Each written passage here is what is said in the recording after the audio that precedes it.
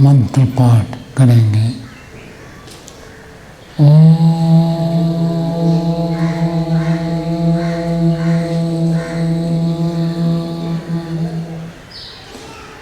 सहना भवतु सहनौ भुनक्तु सह वीर्यं करवावहै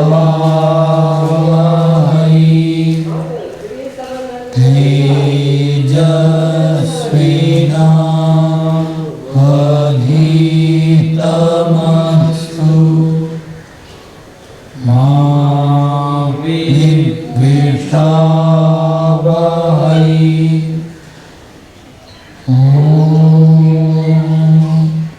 शांति शांति शांति।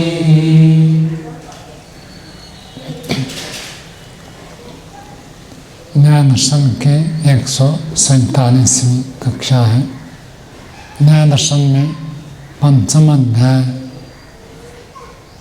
कल हमने आरंभ किया था। पहला अनेक पढ़ रहे हैं, उसमें 3 सूत्र हो गए थे। आज चौथा सूत्र चलेगा। 24 प्रकार की जातियां होती हैं। जाति का अर्थ होता है साधर्म्य अथवा वैधर्म्य से दूसरे का खंडन करना, उसको कहते हैं जाति। जाति मान लीजिए कोई व्यक्ति जानबूझकर दूसरे को गलत सिद्ध करने के लिए प्रयत्न करता है, उसमें दोष कमी निकालता है, उल्टा दृष्टांत देकर खंडन करता है, तो उसको जाति कहते हैं। ये साधर्म्य से भी हो सकता है और वैधर्म्य से भी हो सकता है। स्थापनावादी किस प्रकार स्थापना करता है वो मुख्य नहीं है। खंडन करने वाला कैसे खंडन करता है। यदि खंडन करने वाला साधर्म्य दिखाकर खंडन करता है तो उसको साधर्म्य समान जाति कहेंगे, और यदि खंडन करने वाला वैधर्म्य दिखाकर खंडन करता है तो उसको वैधर्म्य समान जाति कहेंगे। वही उदाहरण यदि अन्य किसी दृष्टि से खंडन करता है तो जाति बदल जाएगी, लेकिन उदाहरण वही रहेगा। जो उदाहरण कल हमने पढ़ा था वहीं का वही उदाहरण रहेगा, लेकिन यदि कुछ और दृष्टि बदल जाए, खंडन करने का प्रकार बदल जाए, तो जाति का नाम बदल जाएगा। नाम बदलेगा, उदाहरण तो वही रहेगा। 5, 1, 4 सूत्र बोलिए। सांध्या दृष्टान्तयोर धर्म विकल्पात् उभय साध्यत्वात् च उत्कर्ष अपकर्ष वर्ण्य अवर्ण्य विकल्प साध्य समाह। इसमें 6 जातियों का वर्णन है। साध्य और दृष्टांत हो। साध्य और दृष्टांत इन दोनों में धर्म विकल्प शब्द का अर्थ है भेद। अलग अलग धर्म होने से साध्य में भी कुछ धर्म अलग होते हैं और दृष्टांत में भी कुछ धर्म अलग होते हैं। कितना मिलता जुलता है साध्य और दृष्टांत में? केवल एक धर्म मिलेगा। जैसे आपने देखा शब्द अनित्य उत्पत्ति वाला होने से, जैसे घड़ा, तो उत्पत्ति धर्म और अनित्य धर्म तो प्रसिद्ध है, केवल उत्पत्ति धर्म के साधर्म्यता दिखा रहे हैं। जैसे शब्द उत्पन्न होता है ऐसे ही घड़ा उत्पन्न होता है, एक धर्म। अब कोई कहेगा शब्द को तो छू नहीं पाते, घड़ा को छू पाते, ये अलग धर्म हो गए। तो साध्य में भी बहुत सारे धर्म होते हैं, उदाहरण में भी बहुत सारे धर्म होते हैं। उसको यहाँ पर कहते हैं साध्य दृष्टांतयो हो। साध्य और दृष्टांत में धर्म विकल्पात, अलग अलग धर्म होने से उभय साध्यत्वात् च, दोनों ही साध्य हैं, दोनों ही सिद्ध करने योग्य हैं, ऐसे कह कर खंडन जब किया जाता है तब उत्कर्ष अपकर्ष, उत्कर्ष का अर्थ बढ़ाना, अपकर्ष का अर्थ घटाना। उत्कर्ष मतलब कोई धर्म बढ़ाकर जब कहेगा, खंडन करने वाला जब कहेगा ये धर्म भी होना चाहिए, तो उत्कर्ष समान जाति हो जाएगी। और खंडन करने वाला जब कहेगा ये धर्म नहीं होना चाहिए, घटाकर कहेगा, तो अपकर्ष समान जाति हो जाएगा। वर्ण्य अवर्ण्य, वर्ण्य का अर्थ वर्णन करने योग्य, व्याख्या करने योग्य। साध्य कैसे होता है? जिसकी सिद्धि करनी चाहिए, तो साध्य यदि सिद्ध करने योग्य है तो दृष्टांत को आपने कहा साध्य जो है दृष्टांत के समान है।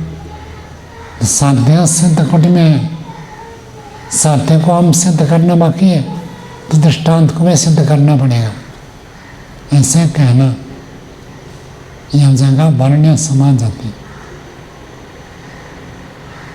और अवर्ण्य यदि दृष्टांत के समान साध्य होता है, दृष्टांत तो सिद्ध है तो साध्य भी सिद्ध है, उसके लिए पंचय व्यय की क्या आवश्यकता है, उसको व्याख्या करने की आवश्यकता नहीं है, ऐसे कहना ये अवर्ण्य समान जाति है। ऐसे विकल्प समान जाति, विकल्प का अर्थ होता भेद, दोनों में भेद दिखा देना। जब कोई व्यक्ति स्थापित करता है, क्या करता है? साध्य और दृष्टांत को एक जैसे दिखाता है, उन दोनों को यदि भेद दिखा दिया तो उसको कहेंगे विकल्प समान जाति। और सिद्ध करने योग्य है ऐसे कहकर खंडन करना, यह साध्य समान जाति है। कुछ स्पष्ट हुआ नहीं हुआ? हमें नाम खंड बताया, 6 नाम बता दिए। उत्कर्ष समा, अपकर्ष समा, वर्ण्य समा, अवर्ण्य समा, विकल्प समा, साध्य समा, ये 6 जातियाँ हैं। कब ये 6 जातियाँ होती हैं? सूत्र में एक शब्द पड़ा उभय साध्यत्वात्, दोनों ही साध्य कोटि में हैं, दोनों को एक जैसे कहकर खंडन करने से ये 6 प्रकार जाति उत्पन्न होती है। सूत्रार्थ समझ में आया तो बोले, नहीं और बताया।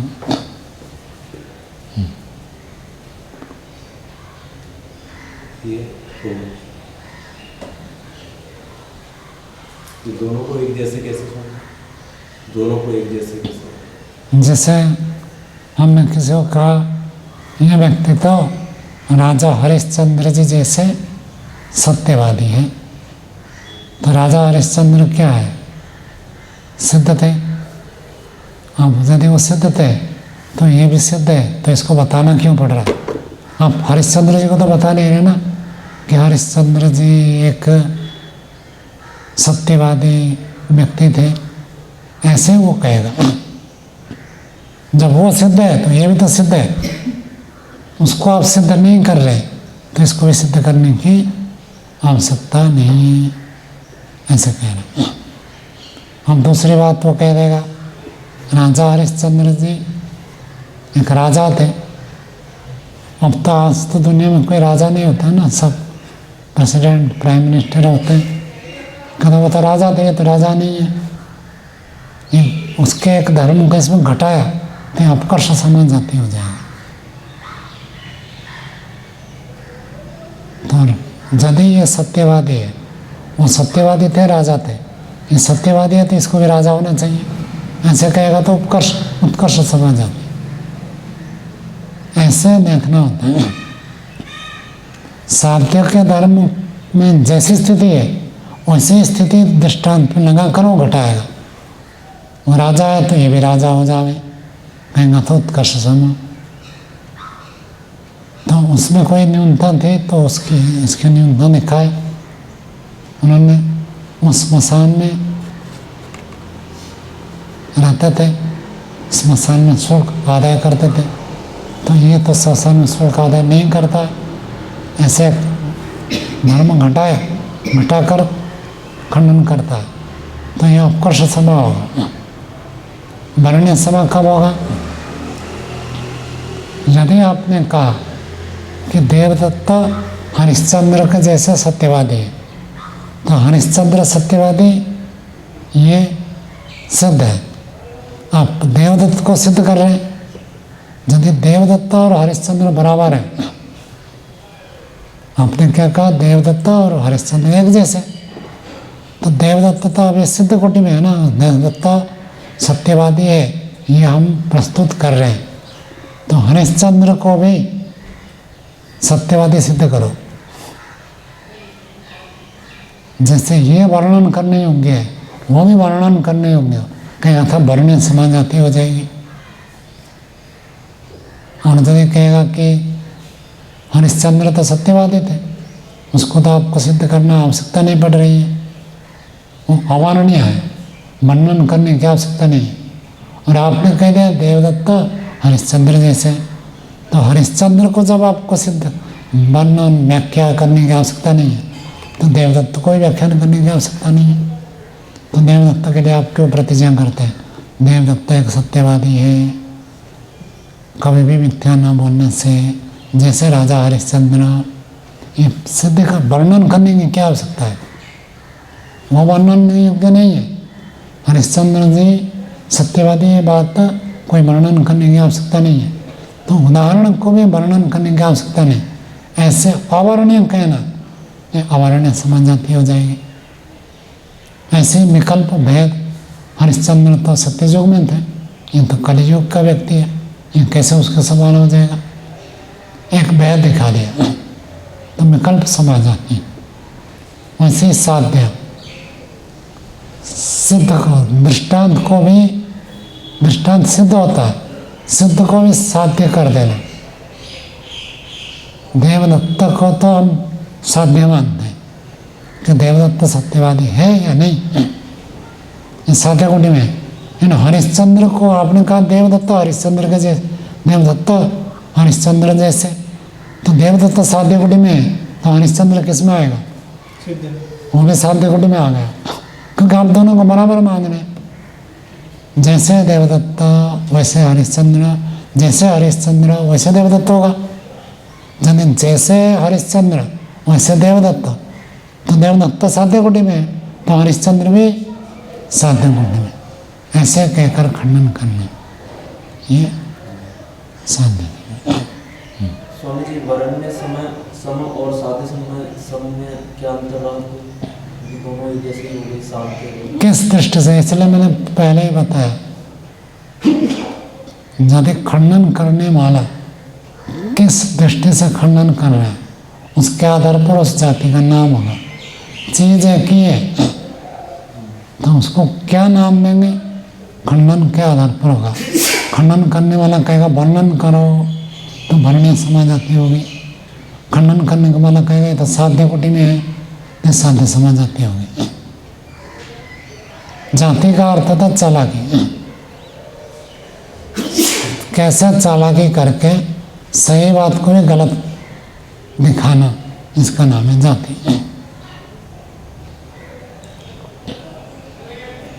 चलो आगे देखिए। दृष्टांत धर्मम सात्य समा सदन उत्कर्ष समा। उत्कर्ष समा जाति पढ़ा पहला। 6 जाति है इस सूत्र में, तो 6 में जो पहले जाति है वो उत्कर्ष समा। तो उत्कर्ष समा को परिभाषित करते हैं, दृष्टांत के धर्म को साध्य में समा सजन प्राप्त कराता हुआ, दिखाता हुआ, उत्पन्न कराता हुआ उत्कर्ष समन नामक जाति है। उदाहरण दिया, यदि क्रिया है तो गुण योगा नष्टवत क्रियावान आत्मा नष्टवत् एव स्पर्शवान अपि प्राप्नोति। यानी क्रिया है तो गुण, क्रिया का है तो जो संयोग गुण है उस गुण के साथ युक्त होने से नष्टवत ढेले के समान आत्मा क्रियावान मानते हो तो नष्टवत एवं स्पर्शवान अभी प्राप्त होती, ढेले के समान आत्मा को भी स्पर्शवान मानो। बात समझ में आई, उत्कर्ष समझ जाती। कैसे हो गई? यदि आप कह रहे हैं ढेला तो सक्रिय है, सिद्ध है, और आत्मा में ढेले के समान सक्रिय है, क्रियावान है, तो ढेले में स्पर्श गुण है तो आत्मा में भी स्पर्श गुण होना चाहिए। जो नहीं है वो होना चाहिए, होना चाहिए निश्चित यदि कहेगा तो उसको उत्कर्ष समझ आते कहेंगे। यही चालाकी है कि एक धर्म हो तो दूसरा धर्म भी जरूर होगा, ऐसा कोई नियम नहीं है, फिर भी उसको प्रस्तुत करके खंडन करता है, इसका नाम उत्कर्ष समझ जाती है। यही बात शब्द के बारे में आपने पढ़ा था। शब्द अनित्य है उत्पत्ति वाला होने से, जैसे घड़ा, तो पूर्व पक्षी ऐसे ही कहा था घड़ा तो स्पर्शवान है और शब्द तो स्पर्शवान नहीं है, तो घड़ा के समान शब्द कैसे होगा? यदि घड़े के समान शब्द को मानेंगे तो घड़ा को छूते हैं तो शब्द को भी छूना चाहिए, शब्द को तो छू नहीं पाते। ऐसे कहकर खंडन करना ये उत्कर्ष समझ जाती है। आगे दूसरी बात है अथा न स्पर्शवान नष्टवत् क्रियावान अपनी न प्राप्नोति। अथा का अर्थ अथवा, यदि नष्टवत् ढेले के समान आत्मा स्पर्शवान नहीं है, आत्मा में स्पर्श गुण नहीं है, ढेले में तो स्पर्श गुण है, आत्मा में नहीं है, तो क्रियावान अपनी न प्राप्नोति, तो ढेले में जो सक्रियता है वो आत्मा में नहीं होगा। ढेले के समान यदि आत्मा में स्पर्श गुण नहीं है तो ढेला में स्पर्श गुण है, क्रियावान है, स्पर्श गुण नहीं है तो क्रियावान में ना हुए, तो जो गुण है उसको घटा रहा, क्रियावान आत्मा है तो उसको नहीं कहकर खंडन करना, यह अपकर्ष समझ जाती है। विपरे व विशेष वक्तव्य, विपरे विपरीत होने में विशेष वक्तव्य का विशेष है तो आपको कहना चाहिए। ढेला स्पर्शवान है और आत्मा स्पर्शवान नहीं है, तो ढेला स्पर्शवान होकर सक्रिय, आत्मा स्पर्शवान ना होकर सक्रिय हो जाएगा। क्यों? अब तो कह रहे ढेला जैसे आत्मा है। अब कोई भी सामान्य व्यक्ति सुनेगा तो ये कहेगा ना ढेला तक जड़ पदार्थ है, आत्मा तक चेतन पदार्थ। यदि ढेले के समान सक्रिय बनोगे, ढेला जड़ है तो आत्मा भी जड़ हो जावे। ये कौन सा जाति होगी? ढेला जड़ है तो आत्मा भी जड़ हो गई, ये कौन सा जाति? उत्कर्ष समझ। ढेले के एक धर्म को आत्मा में घटाना, और ढेले में चेतना नहीं है तो आत्मा में भी चेतना नहीं होना चाहिए, ये कौन सी जाति होगी? अपकर्ष नहीं होना चाहिए कहेगा तो अपकर्ष समझ। चीज वही है, केवल किस दृष्टि से खंडन करता है उसके आधार पर वो जाति बनती है। साध्य धर्म अभावम दृष्टांत प्रसजतः अपकर्ष समाह। साध्य द्रव्य में दृष्टांतात धर्म अभाव, दृष्टांत से कोई धर्म का अभाव को प्रसजतः लागू करता हुआ खंडन करना अपकर्ष समझ जाती है। दृष्टांत का एक धर्म साध्य में नहीं है ऐसे दिखाना, इसका नाम है अपकर्ष समझ जाती है।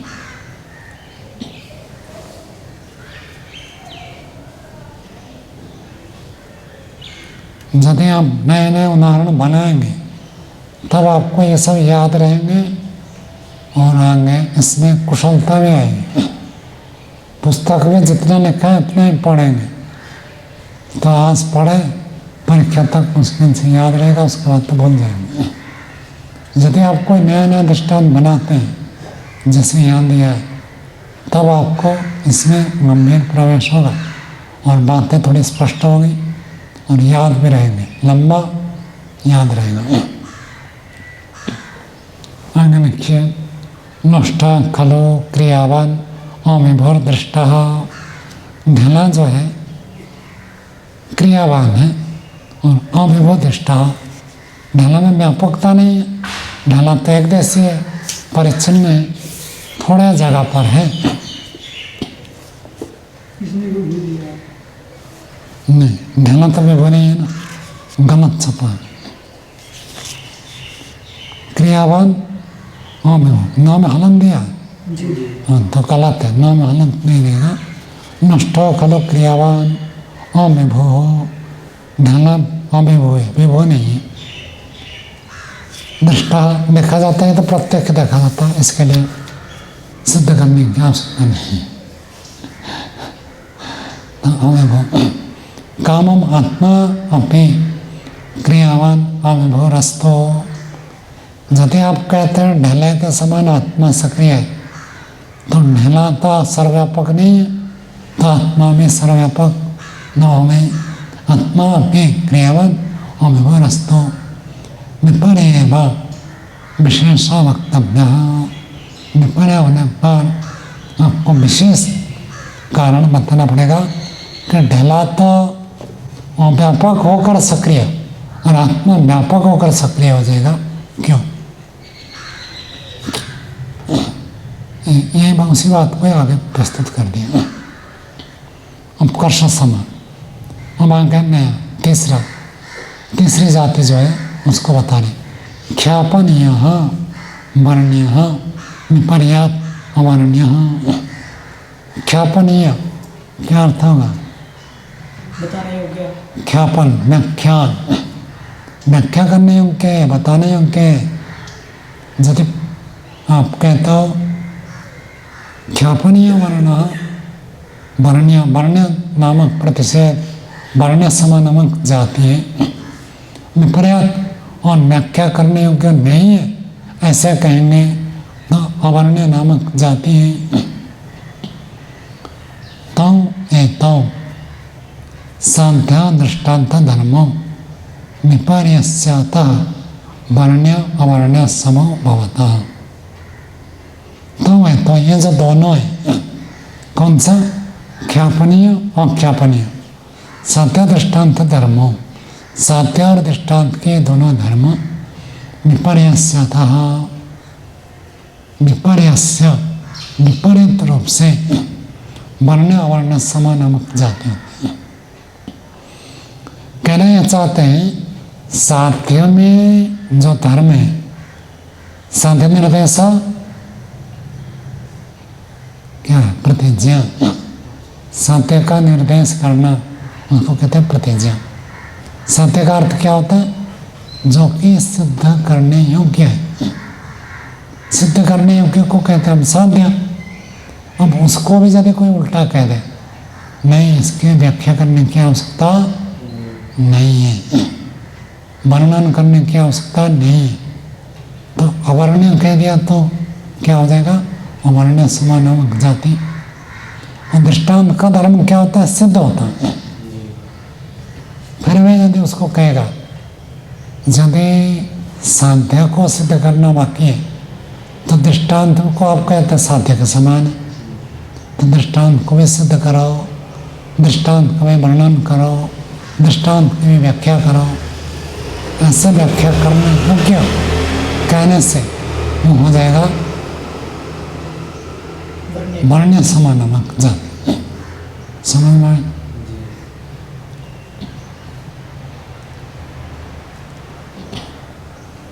देखिए, साधना धर्मयुक्ते दृष्टान्ते धर्मांतर विकल्पात् साध्य धर्म विकल्पम प्रसजतः विकल्प समः। साधना धर्मयुक्ते दृष्टान्ते, साधन धर्म युक्त दृष्टांत। साधन धर्म क्या होता है? साधन का धर्म तो हेतु उदाहरण हो गया। साधन धर्म ही साध्य होता है। ठीक बोला, आप क्या बोल रहे हैं? थोड़ा स्पष्ट हुआ दूसरा हो। जो साधन का धर्म होता है उसको सिद्ध किया जाता है, साध्य होता है। भाषा ठीक नहीं है, समझा तो होंगे, लेकिन आप जो भाषा बोल रहे हैं वो ठीक नहीं है। साधन का अर्थ होता है जो साध्य को सिद्ध करे। हम ये तो कहते हैं गाड़ी हमारा साधन। क्यों गाड़ी साधन है? अनमोल जी, गाड़ी को साधन क्यों कहते हैं? साध्य तक पहुँचेगा। आपको स्टेशन जाना है तो ये जो गाड़ी है आपको स्टेशन तक पहुँचा देगा, इसलिए उसको साधन कहते हैं। तो बात को सिद्ध करने के लिए जो कारण बनता है उसको कहते हैं साधन। और पंचांग में साधन का अर्थ होता है हेतु। और साधन धर्म, हेतु में जो विशेषता, हेतु में जो धर्म दिया गया वो दृष्टांत में उपलब्ध होता है। साधन का धर्म, हेतु का धर्म, हेतु में जो विशेषता बताई जाती है वो दृष्टांत में दिखाना पड़ता है। और दृष्टांत प्रसिद्ध होता है। दृष्टांत में उस धर्म को सब जानते हैं और उस धर्म के साथ दूसरा धर्म जुड़ा हुआ रहता है। कौन सा धर्म? साध्य का धर्म। यदि हेतु का धर्म मिल गया, उस हेतु धर्म से साध्य का धर्म जरूर मिलेगा। जो जो उत्पन्न होता है वह अनित्य होता है। तो उत्पन्न होना अनित्य होने को सिद्ध करता है।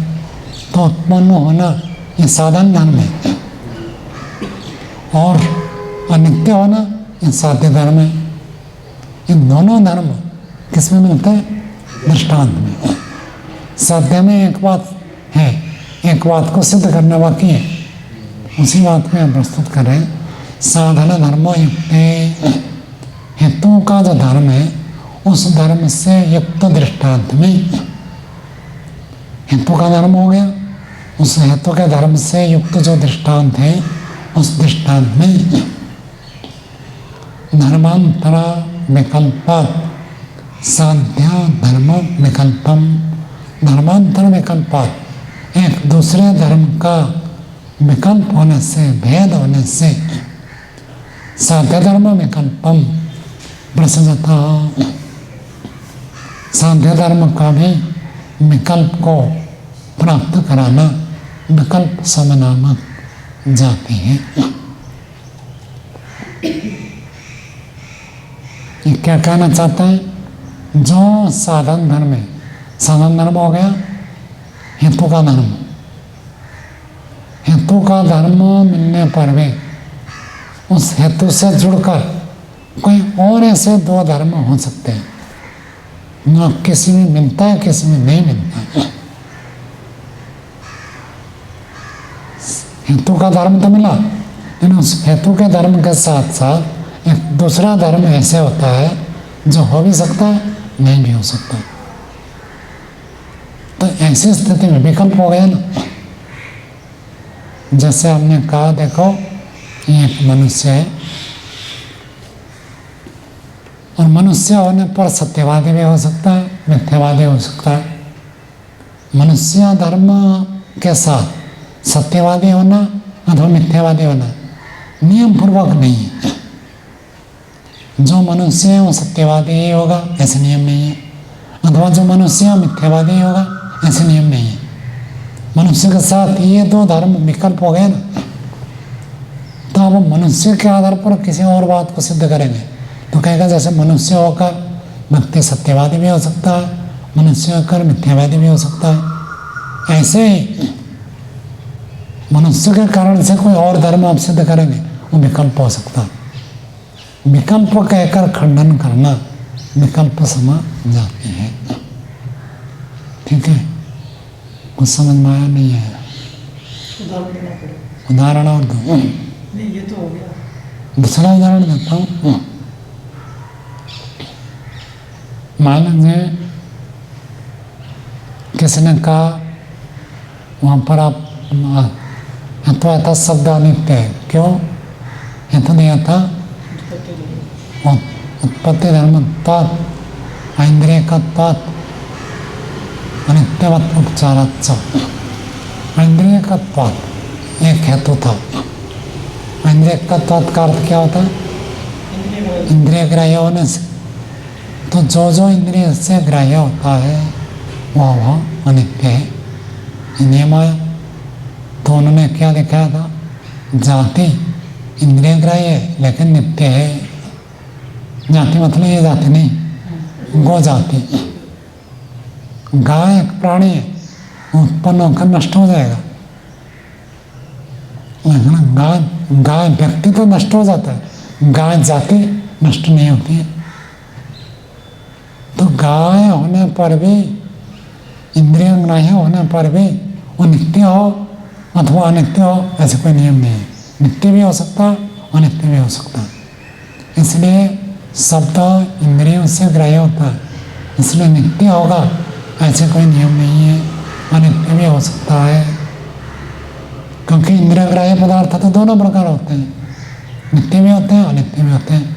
ऐसे कहकर खंडन करना ये विकल्प समाज जाती है।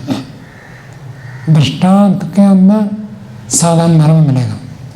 साधन धर्म मतलब हेतु, हेतु का जो धर्म है वो दृष्टांत में मिलता है, लेकिन उसी धर्म के आधार पर कोई और धर्म को विकल्प करके खंडन करना विकल्प समाज जाती है। ये तो व्यभिचार दोष है ना, तो ठीक ही है। इंद्रियगतवाद वाला तो ठीक है, जातिवादी जाति के रूप में खंडन करते, लेकिन ये खंडन ठीक नहीं है। यदि किसी ने गलत हेतु दिया तो आप हेतु को खंडन करो। तो उसके उदाहरण के धर्म को विकल्प दिखाकर खंडन करना ये विकल्प समझ जाती है। आपको स्पष्ट हुआ नहीं? कैसे एक धर्म हो तो दूसरे धर्म में विकल्प दिखाना, दिखाकर खंडन करना ये विकल्प समझ जाती है।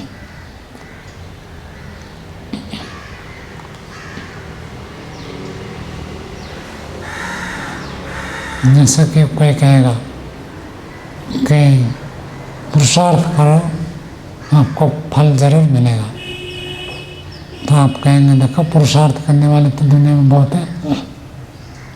कुछ लोग थोड़ा पुरुषार्थ करते हैं और बहुत उपलब्धि हो जाती है, और कोई लोग बहुत पुरुषार्थ करते हैं उपलब्धि होती नहीं है, बहुत थोड़ी उपलब्धि होती है। तो पुरुषार्थ करने से उपलब्धि हो जाएगी, ये विकल्प है। ऐसे कहकर खंडन करना ये विकल्प समानामक जाती है। साधन धर्म को विकल्पित करके खंडन करना विकल्प समझ जाती है। नया उदाहरण आप बना सकते हैं। यहाँ का उदाहरण देखिए, क्रिया हेतु गुणयुक्तम किंचित गुरो यथा नष्ट किंचित लघो यथा वायु एवं क्रिया हेतु गुणयुक्तम किंचित क्रियावत् स्यात् यथा नष्ट किंचित अक्रियम स्यात् यथा आत्मा विशेषेवावच्च इति। तो जातिवादी कैसे खंडन करा देखिए। क्रिया है तो गुणयुक्तम, क्रिया का है तो गुण, क्रिया का हेतु वाला जो गुण है संयोग गुण है। तो संयोग गुण से युक्त प्रयत्न गुण भी ले सकता है, प्रयत्न गुण के कारण से क्रिया होती है। तो क्रिया का हेतु जो गुण है उस गुण से युक्त कोई द्रव्य, कोई ताल गुरु होता है, गुरु का अर्थ है भारी। यथा नष्ट ढेला बहुत भारी होता है, किंचित गुरु यथा नष्ट, और किंचित लघु कुछ हल्का होता है। यथा वायु, वायु सक्रिय है निष्क्रिय है? सक्रिय वायु तो चलती रहती है। और अब देखो मौसम ठंडा है तो हवा चलती है तो ठंड लगती है। वायु यदि चले ना तो गर्मी होगी, और वायु चले तो अधिक ठंड लगती है। तो कोई पदार्थ तो हल्का होता है, कोई पदार्थ भारी होता है दोनों सक्रिय। क्रियावान होते हुए भी कोई पदार्थ, कोई द्रव्य भारी होता है, कोई द्रव्य हल्का होता है। इसी प्रकार से क्रिया है तो गुणयुक्तम किंचित क्रियावान स्यात् यथा नष्टम। क्रिया का हेतु रूपी गुण प्रयत्न हो, संयोग हो, इन गुणों से जो युक्त कोई द्रव्य तो क्रियावत स्यात्, क्रिया वाला होगा, सक्रिय होगा। जैसे ढेला है, ढेला में आपको संयोग गुण मिलता है तो ढेला सक्रिय हो गया। और किंचित अक्रियम, कोई द्रव्य ऐसे है जो अक्रिय है, यथा आत्मा। समझ में आया?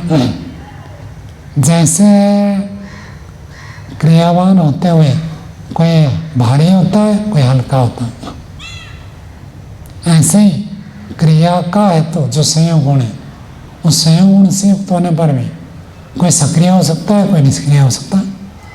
सक्रिय ढेले को माना, निष्क्रिय आत्मा का माना। विकल्प दिखाकर खंडन करने से विकल्प समझ जाति कहते हैं।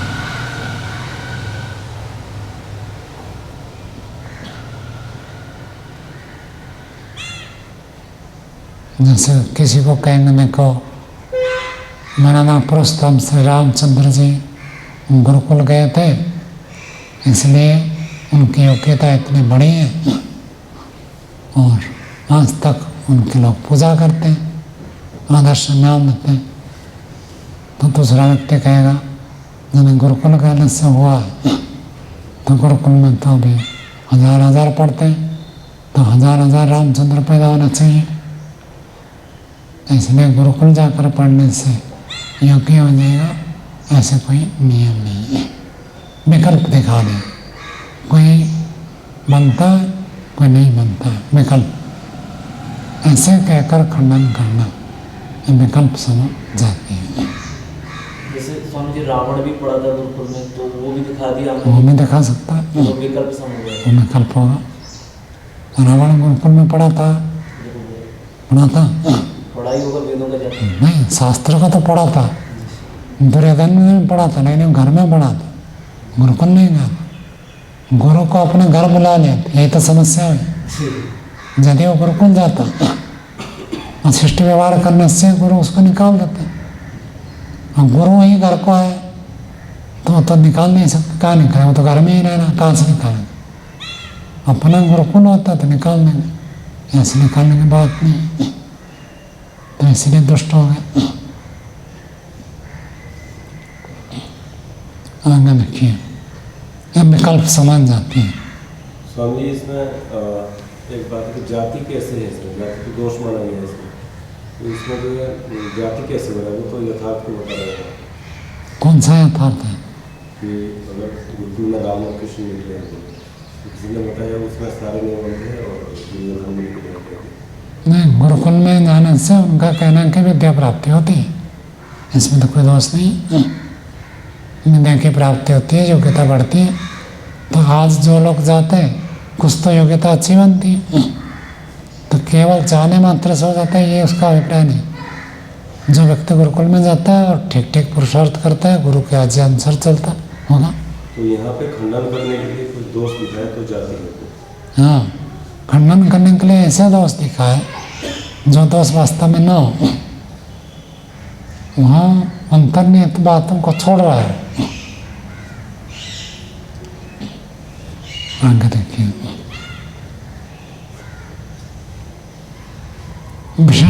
विशेषों व वाच्य, विशेष कारण तो आपको कहना पड़ेगा।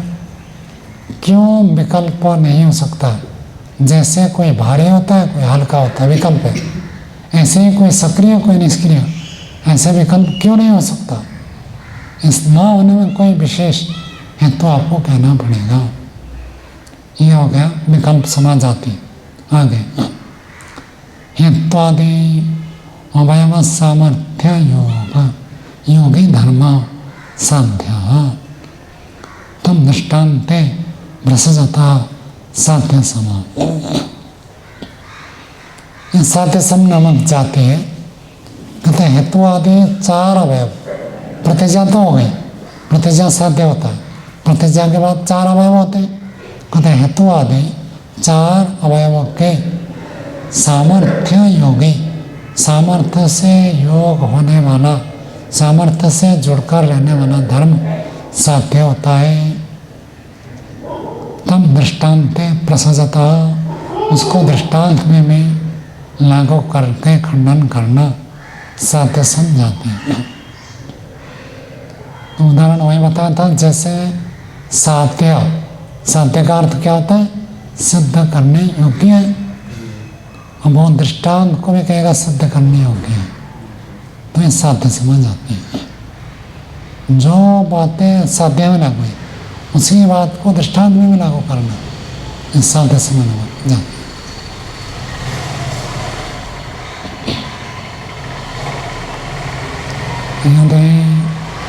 यथानुष्ठा तथा आत्मा, जातिवादी खंडन कर रहा है।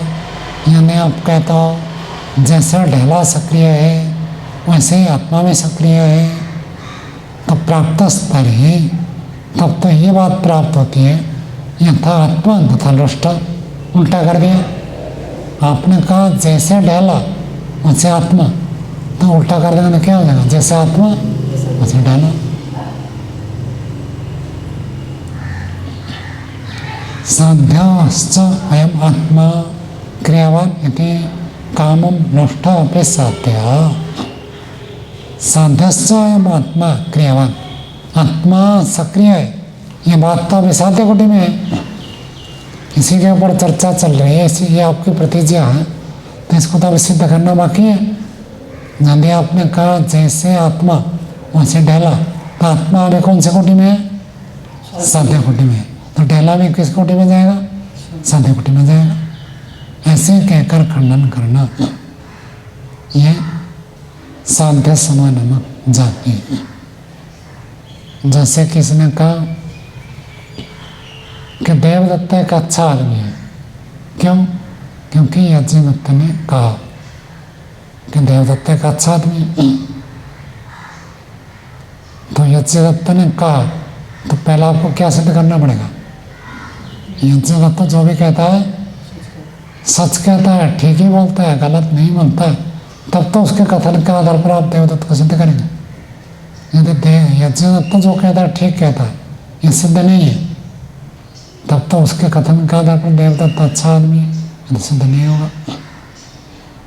पहले क्या होता था, न्यायालय में, कोर्ट में यदि कोई आर्य समाजी कहीं साक्ष्य देता है तो न्यायाधीश क्या करता था? ये जो कह रहा सच मानकर उसी को न्याय मान कह देता था। अब यदि कोई कहेगा कि मैं आर्य समाजी हूँ, मैं कह रहा हूँ इसलिए मेरी बात सच है, तो माना जाएगा क्या? नहीं मानेंगे। तो पहले जिसको हम उदाहरण के रूप में प्रस्तुत करते हैं उसी को सिद्ध करना पड़ेगा। ऐसे कहना साध्य समझाते हैं। उदाहरण कौन होता है? जो पहले से सिद्ध हो। दृष्टांत की परिभाषा क्या है? दृष्टांत की परिभाषा लौकिक परीक्षा कारणम यस्मिन् अर्थे बुद्धि साम्य सदृष्टांत। लौकिक परीक्षा कारण, लौकिक व्यक्ति भी वैसे ही मानता है, परीक्षा का व्यक्ति भी ऐसे ही मानता है। जिस विषय में बुद्धि की समानता है, समान मतलब समान मानते हैं। घड़ा को एक विद्वान भी मानेगा घड़ा अनित्य है, और एक अनपढ़ आदमी भी मानेगा घड़ा अनित्य है, इसलिए घड़ा को दृष्टांत दे सकते हैं। कोई यदि कहेगा पर घड़ा अनित्य सिद्ध करो, ये कौन सी जाति होगी? साध्य समझ आती है। तो आपने कहा जैसे घड़ा वैसे शब्द, घड़ा अनित्य है तो शब्द अनित्य है, जैसे घड़ा वैसे शब्द। कहता घड़ा शब्द अनित्य साध्य कोटि में है, सिद्ध करना बाकी है, तो घड़ा अनित्य है ये भी तो सिद्ध करो। ऐसे कहकर खंडन करना यह साध्य संबंध में जाती है। स्वामी जी, जैसे वर्ण्य और अवर्ण्य में विपरीत धर्म थे, दोनों की परिभाषाओं में विपरीतता थी, वैसे साध्य समूह में और विकल्प समूह में विपरीतता नहीं है, अलग ही ये अलग। अलग चीज है।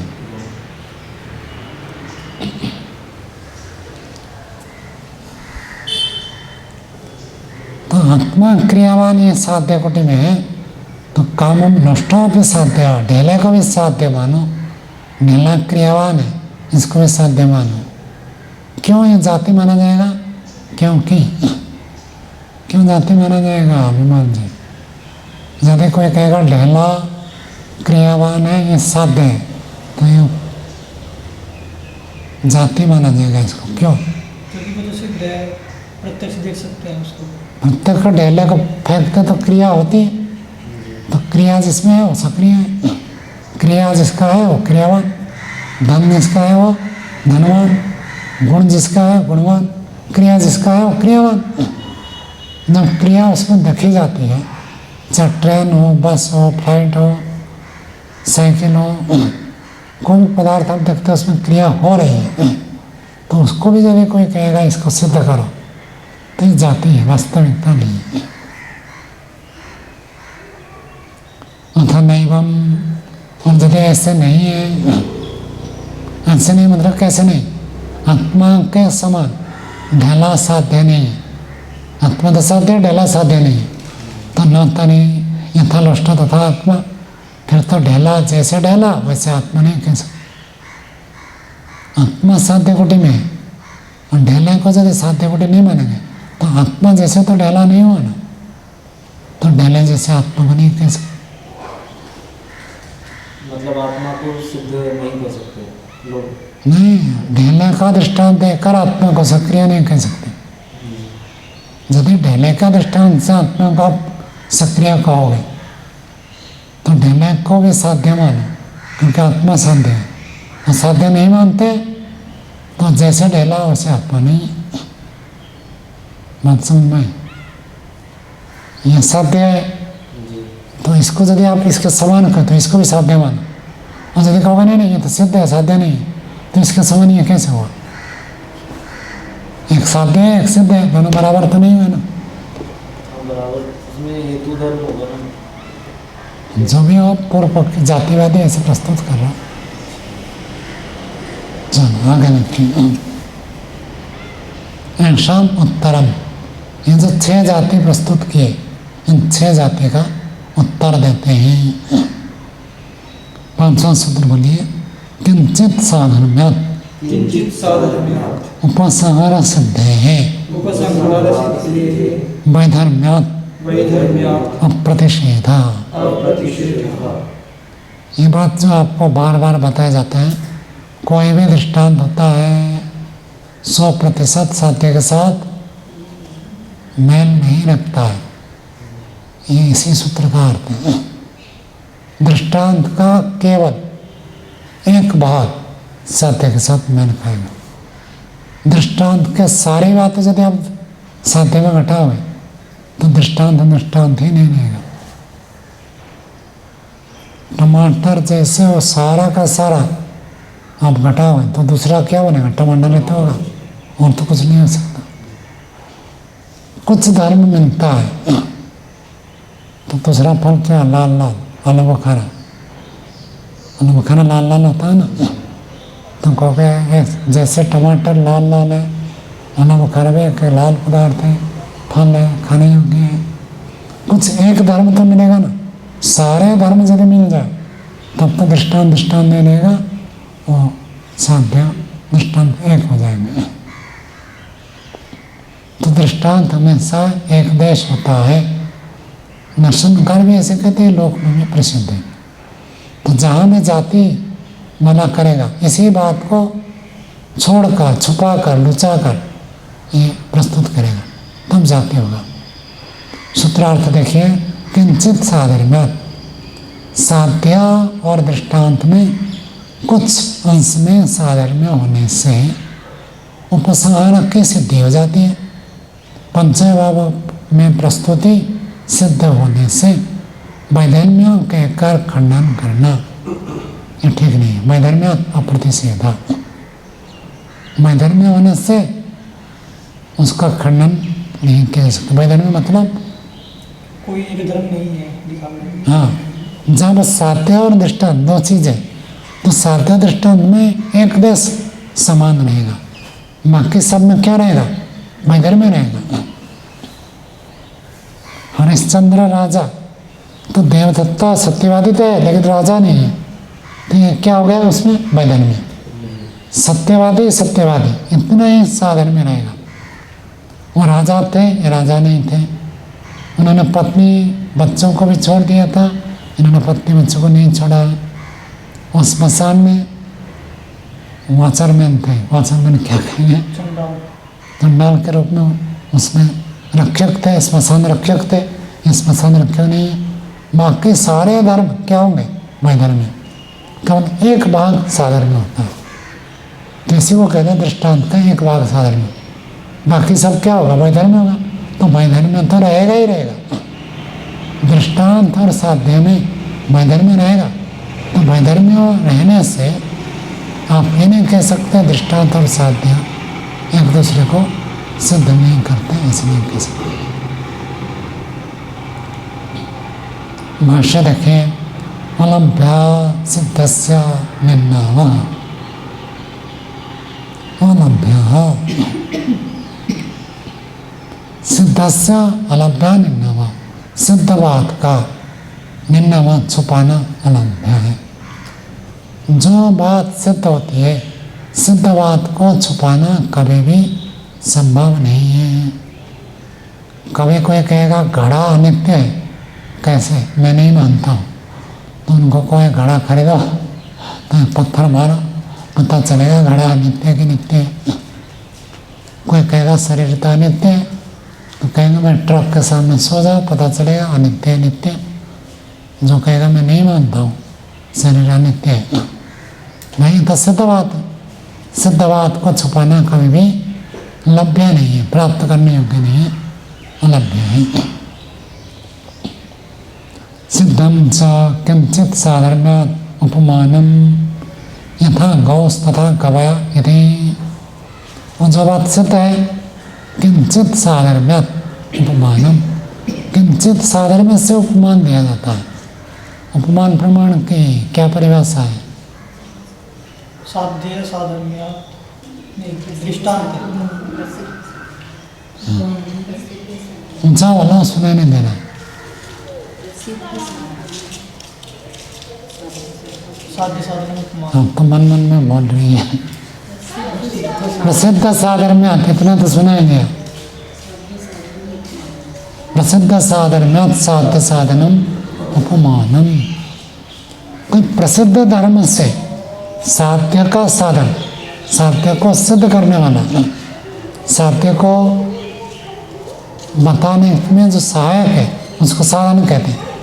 तो ऐसे साध्य का साधन उपमान प्रमाण कहा जाता है।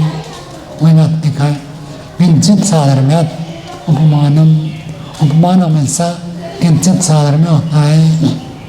यथा गौ हो तथा गवय यदि, जैसे गाय है वैसे नील गाय। गाय और नील गाय तो उसमें थोड़े ही समानता हो गई। पूरी समानता हो जाए तो क्या होगा? गाय तो हो जाएगी, नील गाय क्या रहेगा? पेठा और कद्दू एक जैसे है ना। पेठा का रंग कैसा होता है? पीले रंग का होता है। और कद्दू का रंग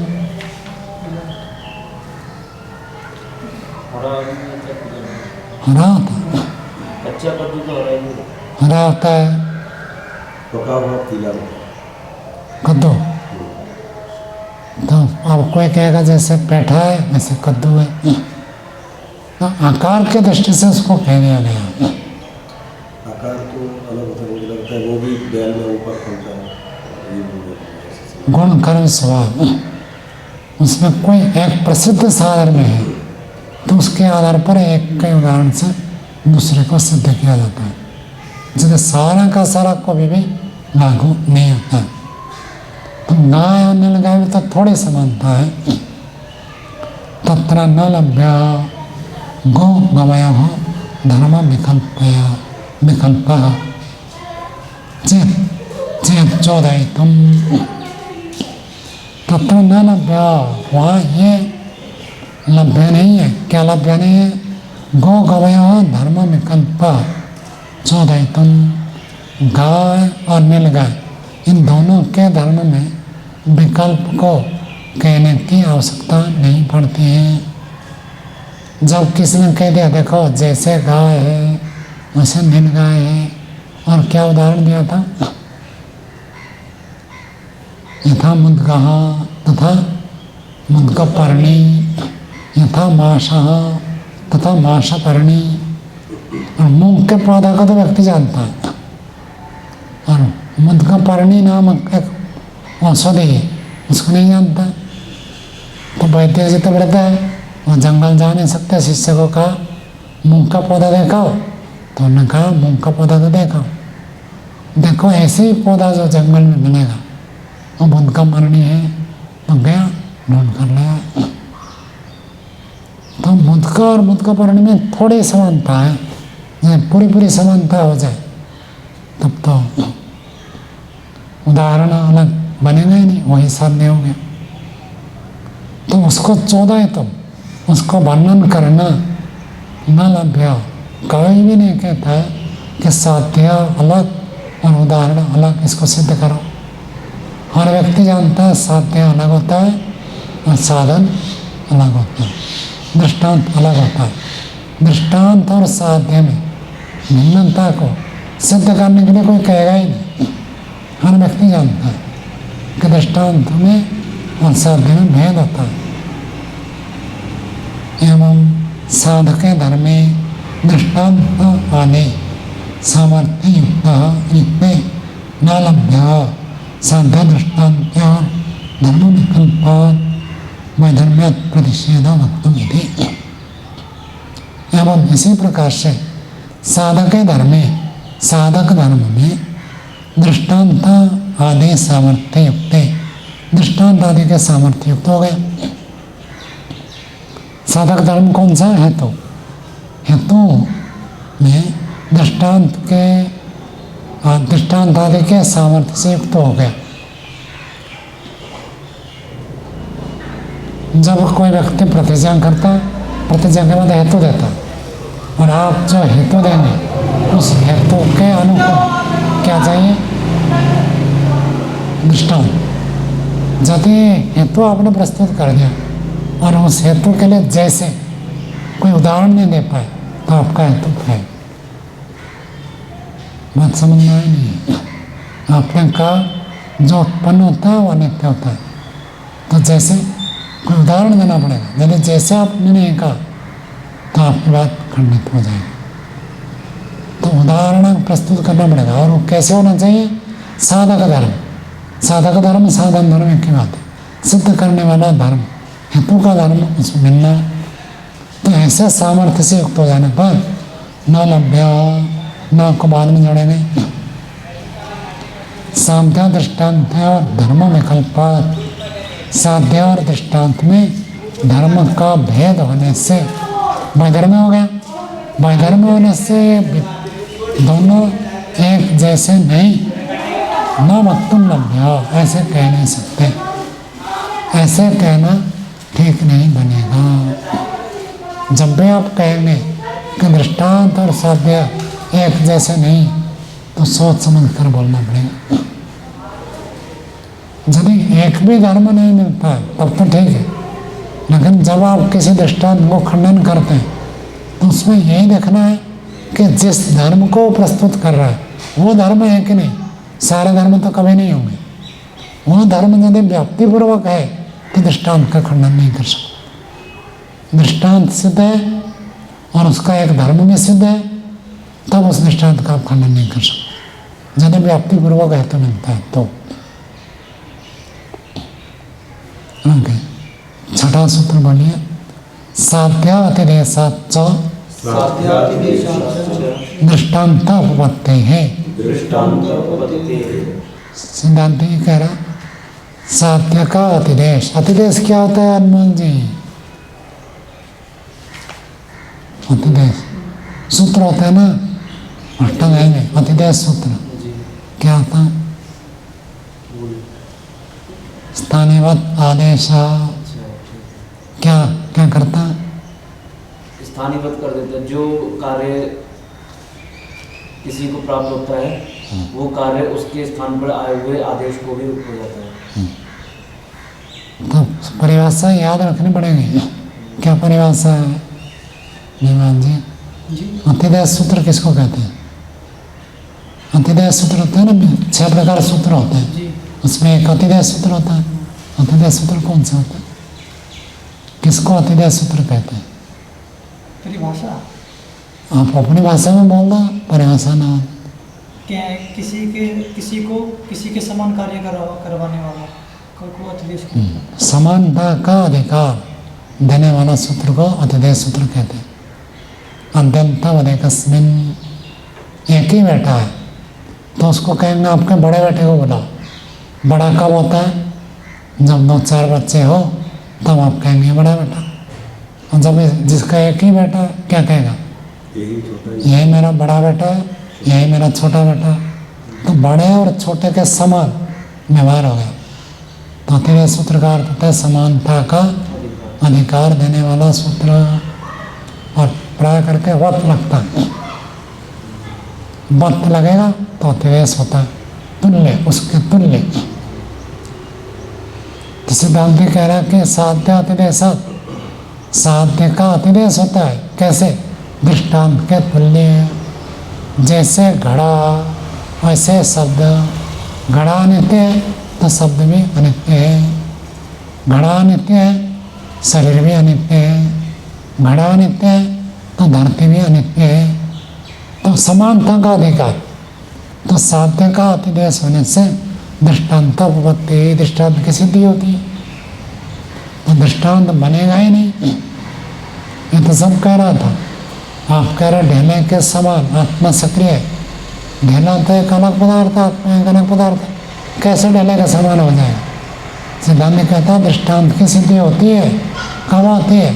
साध्य का अतिदेश होने से। दृष्टांत का एक भाग तुल्यता साध्य में मिल गया तो दृष्टांत की तो सिद्धि होगी। भाष्य देखते हैं, यत्र लौकिक परीक्षकण बुद्धि साम्यम तेन अविपरीत अर्थ अतिदिश्यते प्रज्ञापनार्थम। यत्र जिस विषय में लौकिक साधारण अनपढ़ व्यक्ति का परीक्षकण पढ़ने के बुद्धिमान विद्वानों का बुद्धि साम्यम, बुद्धि समान होते हैं। तेन अविपरीत अर्थ, उससे जो अभिन्न अविपरीत अर्थ है, मतलब जिस नियम के आधार पर आप कहते हैं घड़ा अनित्य है, वो नियम जहाँ जहाँ जहाँ जहाँ लागू होगा वो सबके सब सिद्ध हो जाएंगे।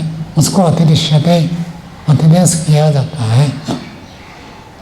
आप कहेंगे देखो जन्म से लेकर हम आज तक देखते आ रहे हैं, ये बिल्डिंग तो जैसे थी ऐसे ही है, हम कैसे माने ये अनित्य है? बिल्डिंग ना हो तो धरती को तो कह ही सकता है कोई व्यक्ति। मैं जन्म के समय जैसे देखा था धरती को, आज भी धरती ऐसे ही है। जन्म के समय जैसे देखा था सूरज, आज भी सूरज ऐसे है। तो सूरज को मैं कैसे अनित्य कहूँ? धरती को कैसे अनित्य कहूँ? मकान के तो चले रंग उड़ जाते हैं, धीरे धीरे कुछ खरोच आ जाता है, टूटता फूटता। सूरज और धरती में तो होता नहीं, कैसे अनित्य मान? जो अनित्यता का जो कारण हमको दृष्टांतों में मिल रहा, उसका अतिदेश यदि हो रहा तो उसको भी अनित्य मानना पड़ेगा। जिसका अवयव होता है वो अनित्य है। 50 चीज़ हमने देखी और कोई उसका अपवाद मिला नहीं। तो ऐसे ही धरती और सूरज में अवयव है तो हमें अनित्य ही होंगे। भले हमने आँखों से नहीं देखा फिर भी अनित्य माना जाएगा। तो अतिदेश किया जाता है प्रज्ञापनार्थम। प्रज्ञापनार्थम, प्रज्ञापन ज्ञापन बताने के लिए। दूसरों को उदाहरण क्यों देते हैं हम? उदाहरण के आधार पर किसी बात को सिद्ध करने के लिए उदाहरण दिया जाता है। प्रज्ञापन, बताना, जनाना। एवं साध्यातिदेशात दृश्यते, इसी प्रकार साध्य का अतिदेश होने से दृष्टांत उपपद्यमाने, साध्य के अतिदेश से, साध्य के तुल्यता से दृष्टांत उपपद्यमाने, दृष्टांत की सिद्धि होने पर साध्यत्वम अनुपन्नम, दृष्टांत को भी कोई कहेगा सिद्ध करो, ये अनुपन्न है। दृष्टांत को कभी भी नहीं कह सकते सिद्ध करो।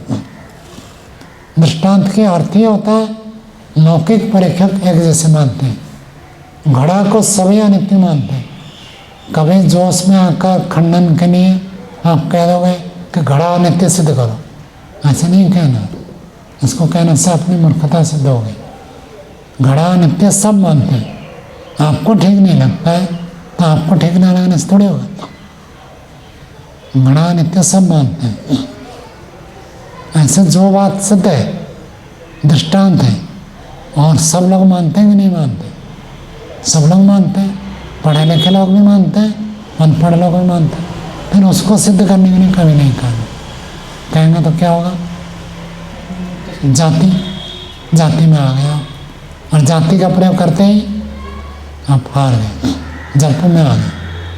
दूसरा व्यक्ति पकड़ नहीं पाया तो गया, पकड़ लिया तो जाति ये में आपने जाति का प्रयोग किया तो न्यायाधीश कहेगा कि नहीं आपने जाति का प्रयोग किया इसलिए आप हार गए। दूसरा प्रतिपक्षी ना कहे तो न्यायाधीश कुछ नहीं कहेगा, न्यायाधीश तो चुपचाप सुनेगा। यदि प्रतिपक्षी ने कह दिया देखिए इन्होंने जाति का प्रयोग किया, तो फिर आपको पराजित घोषित किया जाएगा। तो ऐसे कभी नहीं करना, दृष्टांत को भी साध्य कर दो, नहीं मिलेगा। चलिए आज का पाठ यही रखते हैं।